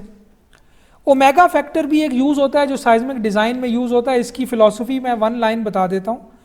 ओमेगा फैक्टर ये है कि वो कंपोनेंट जिनको आपने डक्टाइल डिज़ाइन नहीं किया, ब्रिटल रखा है, उनकी डिज़ाइन फोर्सेस को R से रिड्यूस करने के बाद दोबारा ओमेगा से एम्पलीफाई करेंगे। ठीक है, यानी जो फैसिलिटी डक्टाइल एलिमेंट्स को हासिल है कि वो कम फोर्सेस पे डिज़ाइन हो जाएं, वो फैसिलिटी छीन लेंगे उन एलिमेंट्स से जिन एलिमेंट्स को आपने डक्टाइल नहीं बनाया, क्योंकि एक बिल्डिंग में हर एलिमेंट तो डक्टाइल नहीं बनाया जा सकता ना, तो कुछ डक्टाइल बनाएंगे कुछ नहीं बनाएंगे। ट्रांसफर गर्डर है, बड़ा क्रिटिकल स्ट्रक्चर है, आप इसको बिल्कुल ही इलास्टिक रखना चाहते हैं, आप नहीं चाहते कि ये नॉन लीनियर रेंज में जाए, इसको मैं डक्टाइल बनाऊं ताकि ये सेफली नॉन लीनियर रेंज में जा सके, उसको आप परफेक्टली इलास्टिक रखना चाहेंगे। तो उस ट्रांसफर गर्डर की एक मिसाल है कि जिसके ऊपर ओमेगा लग सकता है। 3 ये उसी 12.8 से आएगा, 12.2-1 से आएगा, जहां आर का कॉलम था आगे ओमेगा का कॉलम भी था। सी डी एक डिफ्लेक्शन एम्पलीफिकेशन फैक्टर है जो इस बात को अकाउंट करता है कि देखें डक्टाइल एलिमेंट्स, डक्टाइल स्ट्रक्चर्स के लिए आपने आर का फैक्टर दे दिया, तो जो स्ट्रक्चर पहले 10 फोर्स पे डिज़ाइन होना था आपने उसको 5 पे डिज़ाइन कर दिया। ठीक है, इस बात का ख्याल रखते हुए कि ये डक्टाइल है, ओवर स्ट्रेंथ है इसमें, तो हम आप उस पर रिलाई कर रहे हैं। लेकिन ये इंफॉर्मेशन कि स्ट्रक्चर डक्टाइल है और इसमें ओवर स्ट्रेंथ है और लिहाजा इसका आर ज़्यादा होना चाहिए, ये अर्थक्वेक के लेवल को तो कम नहीं कर सकती ना। तो जो शेकिंग आनी है उसने तो जो डिफ्लेक्शन प्रोड्यूस करनी है स्ट्रक्चर में वो तो उतनी ही करेगी जो उसका लेवल है। ठीक है, तो अब आप जब फोर्सेस को अप्लाई करने से पहले ही रिड्यूस कर रहे हैं आर से और मॉडल इलास्टिक इस्तेमाल कर रहे हैं, F=KU लगा रहे हैं, तो कम फोर्सेस से कम U प्रोड्यूस हो जाएगा। ठीक है, लेकिन असल में तो जो U अर्थक्वेक ने प्रोड्यूस करना है, डिस्प्लेसमेंट प्रोड्यूस करनी है, वो तो ओरिजिनली होगी, जो ओरिजिनल फोर्स थी उसके बराबर होगी। तो लिहाजा अब एक डिफ्लेक्शन एम्पलीफिकेशन फैक्टर इंट्रोड्यूस करवाया गया कि जो डिस्प्लेसमेंट्स आपके पास कैलकुलेट होके आती हैं रिड्यूस्ड फोर्सेस आर लगाने के बाद वाली फोर्सेस से, उन डिफ्लेक्शंस को दोबारा सी डी से मल्टीप्लाई करें और ये नंबर ऑलमोस्ट आर के बराबर ही होता है, थोड़ा सा कम होता है उससे, बस बराबर होता है। पहले यूबीसी 97 में ये था 0.7 इंटू आर, अभी उसके लिए अलग नाम रख दिया गया है डिफ्लेक्शन एम्पलीफिकेशन फैक्टर या सी डी, और ये भी उसी टेबल से आएगा जिससे आर आएगा। ठीक है, सो मैं आपको ये नीचे 12.2-1 दिखाता हूँ। आर का जो टेबल है वो है 12.2-1, ये वाला टेबल, और इसमें भी अगर आप देखें तो ये आर का कॉलम है, उसके बाद ये ओमेगा का कॉलम है, फिर ये सी डी का कॉलम है। ठीक है, तो एक ही टेबल से आपके पास ये तीनों प्रॉपर्टीज आ जाएंगी। ठीक है, तो अगेन आई रिपीट कि सी डी का फिलॉसफी क्या है, इस पर मेरी अलग से एक वीडियो भी है, बट वन लाइनर इसका ये है कि रिड्यूस्ड फोर्सेस से जो डिस्प्लेसमेंट निकलेंगी इलास्टिक एनालिसिस के नतीजे में वो रियलिस्टिक नहीं होगी, क्योंकि आपने फोर्स, डिज़ाइन फोर्स तो रिड्यूस कर दी, लेकिन जो स्ट्रक्चर में डिफ्लेक्शन पैदा होगी एक अर्थक्वेक के नतीजे में वो तो रिड्यूस नहीं होगी। तो रिड्यूस्ड फोर्सेस से रिड्यूस डिफ्लेक्शन कैलकुलेट हुई, आपने उस डिफ्लेक्शन को अलहदा से उठा के दोबारा सी डी फैक्टर लगा दिया जो आर के बराबर ही था। ठीक है, फोर्सेस पर नहीं लगेगा, ये सिर्फ डिफ्लेक्शन पे लगेगा, इसको डिफ्लेक्शन एम्पलीफिकेशन फैक्टर कहते हैं। इसकी वैल्यू आर से थोड़ी सी कम होती है या आर बराबर ही होती है। सो आर आ गया आपके पास, ओमेगा आ गया, सी डी आ गया और आई। ठीक है, अब सब जानते हैं आप। ठीक है, ये फॉर्म फिल हो गया, आपने ओके कर दिया। बल्कि इससे भी पहले एक लास्ट चीज, स्टोरी रेंज, कि ये जो इससे वी कैलकुलेट होगा वो कहाँ से कहाँ तक डिस्ट्रीब्यूट करना है, ये भी आप प्रोग्राम को बताएंगे। तो बेस स्टोरी या बॉटम पे भी आप बताएंगे मेरी कौन सी बेस है और मेरा टॉप क्या है। तो वो जो क्वेश्चन आया था कि क्या ममटी के ऊपर भी ये लगेगी टॉप फोर्स, तो आपने वो ममटी वाला नहीं करना, बल्कि जो रियल रूफ बनता है आखिरी फुल आपका जो डायाफ्राम बनता है उधर तक आपने फोर्स लगाना है। तो ये रेंज भी आप ही बता रहे हैं, लोअर की और अपर की, और फिर आपने ओके कर दिया और फिर ओके कर दिया। अब ये आपका पैटर्न डिफाइन हो गया और फौरन ही जब आपने ओके किया तो इसका केस भी ऑटोमेटिकली बन गया होगा। तो डिफाइन में जाएंगे, लोड केस में जाएंगे, वहाँ पर EQX नाम का देखें खुद ही एक केस बन गया। इसको मॉडिफाई करके देखेंगे और सब चेक कर लेंगे कि ठीक है या नहीं। इसकी टाइप लीनियर स्टैटिक है। ठीक है, यानी मॉडल लीनियर है आपका, जो कि हमेशा लीनियर ही रहेगा अभी तक की हमारी डिस्कशन में, और लोडिंग स्टैटिक है। लीनियर स्टैटिक है वो तो बेसिक वाली सेलेक्ट कर ली। लोड पैटर्न इसमें जो सेलेक्ट हुआ हुआ है वो EQX हुआ हुआ है, ठीक है। और स्केल फैक्टर फिलहाल 1 ही रखेंगे, यानी हम कोई एडिशनल चीज़ ऐसी नहीं है जिसको काउंट करने के लिए यहाँ पे स्केल फैक्टर दें, तो ये 1 ही रहेगा, ठीक है। फिर ये एक एडिशनल एक चीज़ है जो हर लोड केस में आपने लाजमी सेलेक्ट करनी होगी, पी डेल्टा की क्या सेटिंग है, ठीक है। और नॉन लीनियर लोड केस से स्टार्ट तो नहीं करना।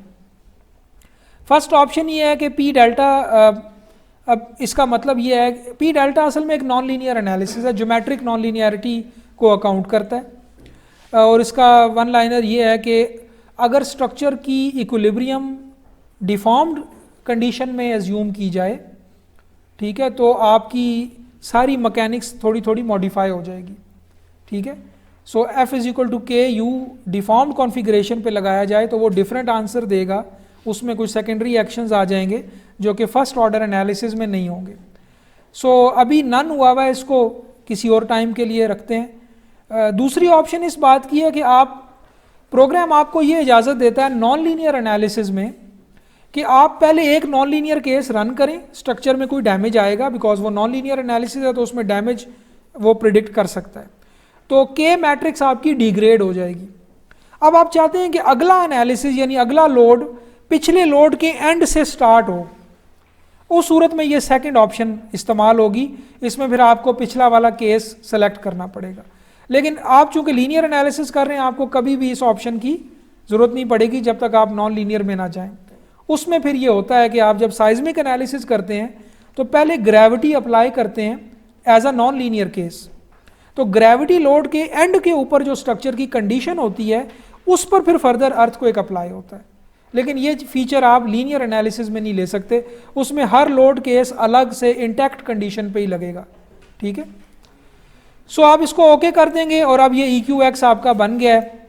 अब ये EQX आपका लोड कॉम्बिनेशंस में यूज़ होना चाहिए।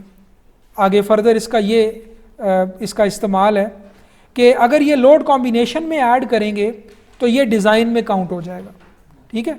अब फिर वही यहाँ पर चीज़ ध्यान में रखनी है, EQX हमने बाय डेफिनेशन सिर्फ X डायरेक्शन की लगाई हुई है, ठीक है।